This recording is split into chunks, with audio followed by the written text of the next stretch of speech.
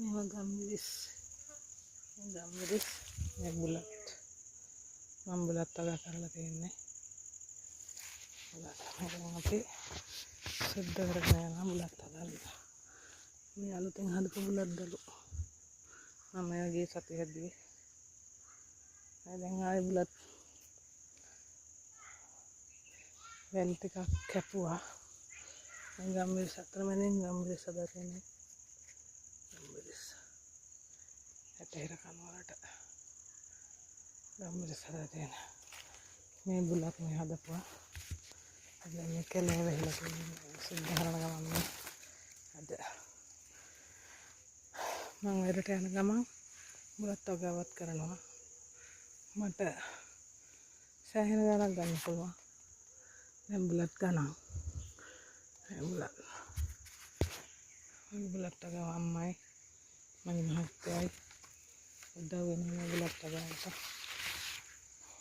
එහෙම හදාගත්තු වෙල් ටිකක් මේ දැන් කැලේ ඉතින් සුද්ධ කරනවා මේ බුලත්. ඒ අතරතුර ගම්මිරිස් කෙසෙල් ඒවත් හදා තියෙනවා.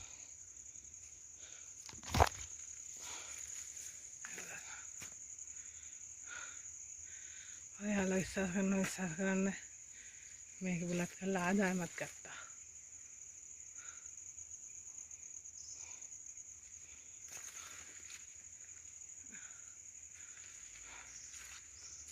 නැවත මේ අලුතෙන්ම හදන්න තියෙන බුලත් දර ටික මේ කපලා අද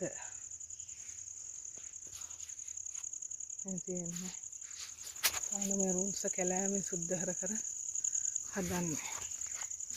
ඒ අතරතුර අඹ ගස් තියෙනවා. ඇට හිර හිටලා තියෙන හැමතැනම.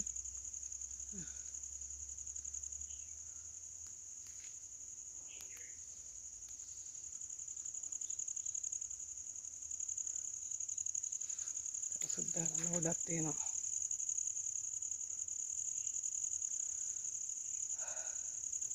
මේ අඹ ගහේ ගිහින් තියෙන්නේ බුලත්. ඒක අයින් කරන්න ඕනේ.